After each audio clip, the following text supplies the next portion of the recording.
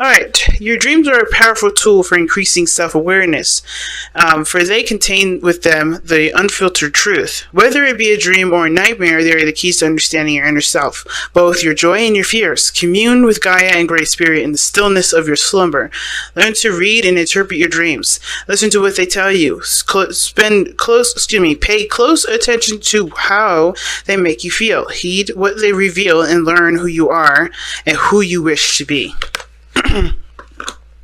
So that tells me right there that y'all been having some funky dreams, and those funky dreams may have a lot to do with you wanting to stay in a situation where you're by yourself, more independent, just alone.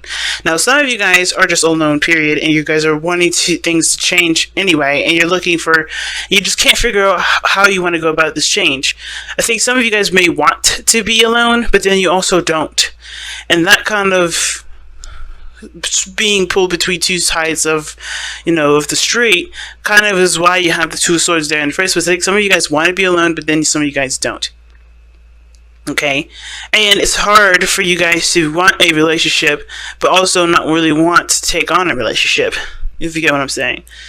So, if we look at this diagonally already from Heed Your Dreams, we got the Two of Pentacles in your past, which would, like I said, would indicate distractions. But it also talks about balancing situations and trying to make it a really valuable decision. A decision that would reflect in not only commitments, but also taking up the work necessary to make this decision a reality. And that reality has a lot to do with what your dream is. And I think the thing is that considering that Heed Your Dreams is here and the Two of Coins is all about pushing those dreams back or pushing beyond your emotions, your focus has been only on what can I get in this physical present instead of using my power of dreams to manifest exactly what I want. Because I feel like one of these pentacles here is your dream, is your heart's desire, but because it's not maybe in front of you, or perhaps this is about what you can do physically in the moment at this time, the dream aspect has been put aside. Therefore, the person that you want, the person that is your person, the King of Swords, is on the outskirts of the decision making. Now, considering that some of you guys may have been trying to figure out what needed to be done or trying to keep the balance of a situation because you liked being in your dreams with the person that you're with, or you have a dream bay, but this dream bay is purely in your mind. It's really interesting. It's not like the King of Cups, and I kind of get this feeling that this King of Swords kind of protects you in a way. This person that's like a stand-in for the person that you want is really legitimately an imaginary friend or an imaginary partner, because this person is your way of keeping your defenses up and keeping somebody outside of you. It's different from the King of Cups when it comes to manifesting your partner, because I think this is someone that's a stand-in here. Okay, because the King of Swords is a truth, is a belief system, or he is the representation of his own beliefs and logical thinking. And the fact that this is external is that it's mostly because I feel like this is either someone that's outside of you that's trying to communicate with you, and you don't notice them because you're not, because the person that you want is someone that you may not believe you can have, because your emotions are different than what is physically presented to you. Or, this is someone that you have in your mind at this moment that's feeling like a really weird construct of protection and safety, and is keeping you from wanting anything outside of yourself because it's too much work, or it's just, you found balance this way. You found about balance in your life by having somebody in your mind to take that time up or take the space for a relationship. But it doesn't replace the physicality of it. Like the idea of a man or idea of a woman or idea of a person or a partner or a friend is wonderful. But can it physically happen? Well, we have this in the very center. As a dream. Doesn't mean it can't happen, but it starts by one believing that you can have a dream, you can have that dream come true. The Magician is your underlying energy for a reason. It starts by recognizing that you have the tools to manifest what you want, but it also means that you have to believe in yourself that you can have these dreams come true, and have them manifested in your present moment. And the reason why you have the magician here is because the Two of Swords is back. Interesting. Two of Swords. Why do you have the Two of Swords in the first place? See why. The Fool. Taking a leap of faith. And that leap of faith, that leap of freedom to put yourself out there, you've done it once. And now it's like you don't know if you're ready to do it again. You don't know if you're ready to do it again. You don't know if you're willing to do it again. And that is because, it's trusting yourself that's the biggest thing. Now, another thing I've noticed is that the King of Swords would be Aquarius, right? That's you. It can be. It doesn't have to be you. It doesn't have to be tied to you. Please read the reading based off of what resonates, right? But I kind of get this feeling that, you have a dream. You do want to make those a reality, but the problem is that yourself, meaning not that you are in your own way, which it kind of is saying that. And the reason why is because you do not trust yourself. You do not trust yourself. You do not trust anyone outside of you. And therefore, it's very hard to have any sort of dreams. And probably even you try to stop your dreams, or you start to control what you experience, because you don't trust that anything can come. You feel like the real you is not you right here. Because it's interesting to have the King of Swords, your card, as an external energy from where you are right now. And the Hermit is really a card of reflection and going back within, but you're outside of yourself. It's very weird. To see the King of Swords here with the Hermit is very weird. It's like you are looking within yourself and looking at yourself from an external view. It's almost like you're criticizing yourself. And it's really odd because the Hermit is not a criticizing energy. He looks to heal himself. He looks to repair things. But where you guys are going, you guys are like isolating yourselves and and ostracizing yourself at the same time, it seems like. Some of you guys may not even agree with this, or not even, make sense, not make sense of it, but like more of like you guys just don't, it's not happening. But some of you guys, with this reflection, which is nothing wrong with reflecting and looking back and figuring out who you are, figuring out your, through the truths that you've experienced, it does tell me that you've been through a lot. But you're also, it looks like you're hiding out from yourself. I'm going to even pull on that. Why is the Hermit in the present energy? Why is the Hermit in the present energy? The Seven of Cups.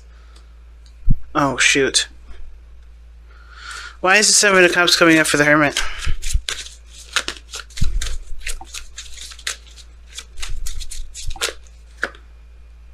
Oh, shoot, okay.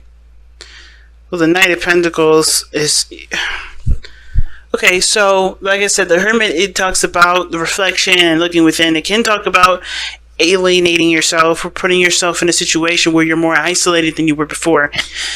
And I feel like it's the reason why is because of the dreams that you may have. You're trying to understand yourself through the dreams that you're having about your ideal person, about the person that you want to come in to offer, either to offer you something or you want to offer them something.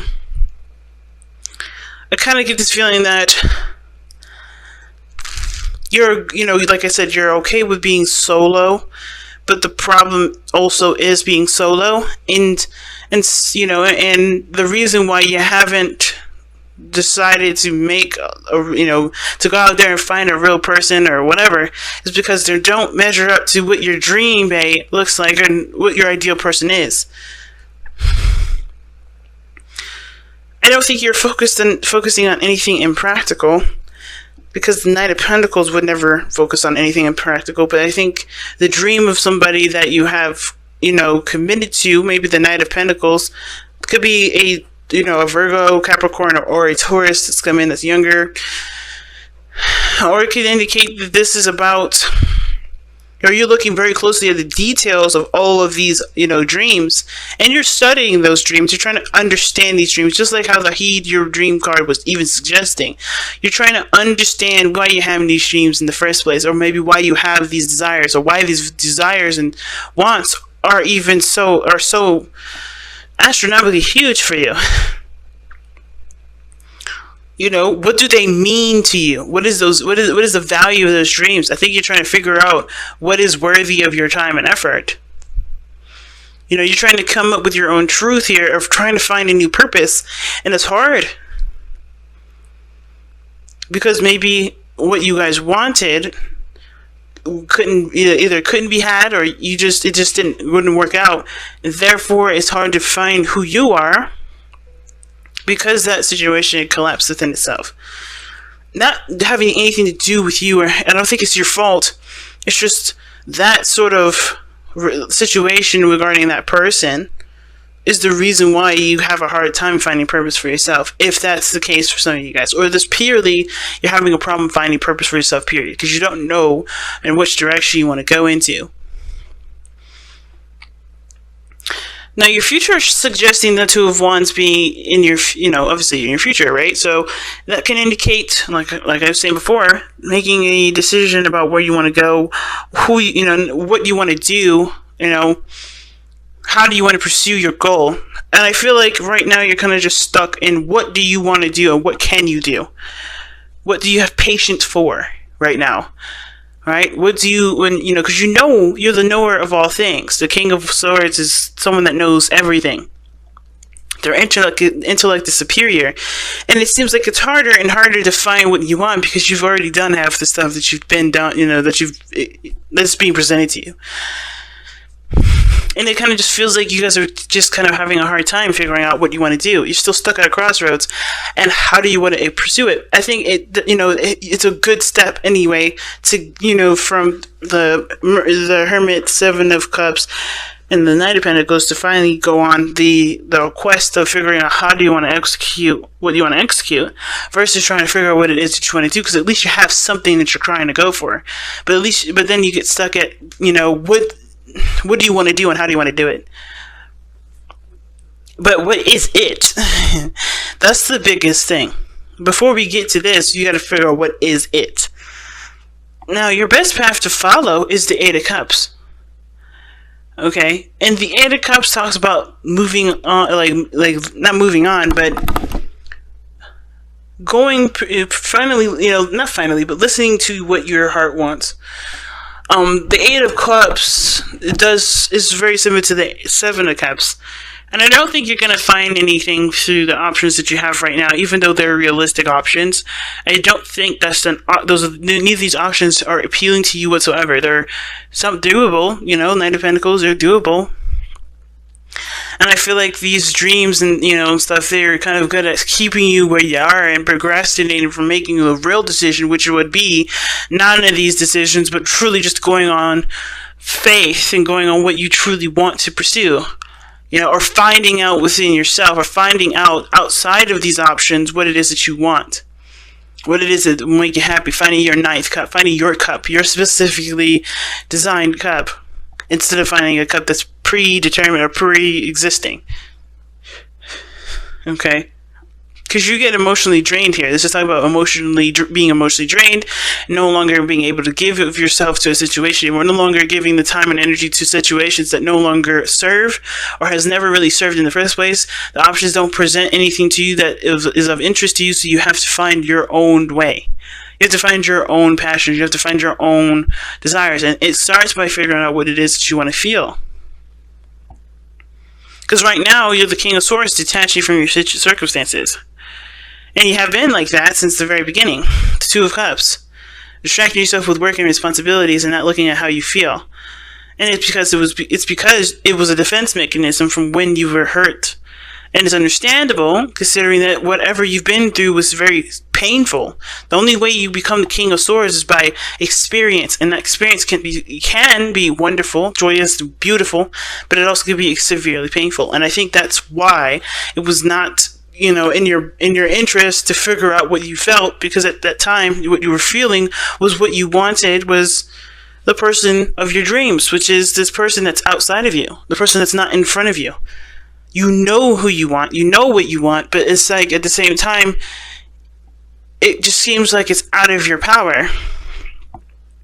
And it doesn't mean that you can't have it, it just means that this person may come in a different form, or this person may be right there around you, but your focus is so much on the realistic or the real, because you've dealt with something that wasn't, or you feel like you've dealt with something that wasn't. And it's hard for you to figure out whether or not it was legitimate or not, because there was no real evidence of legitimacy at all, nor was there any evidence of there not being, legitimacy. It's so interesting how all this is intertwining together. But the biggest thing that you guys fear is letting it go.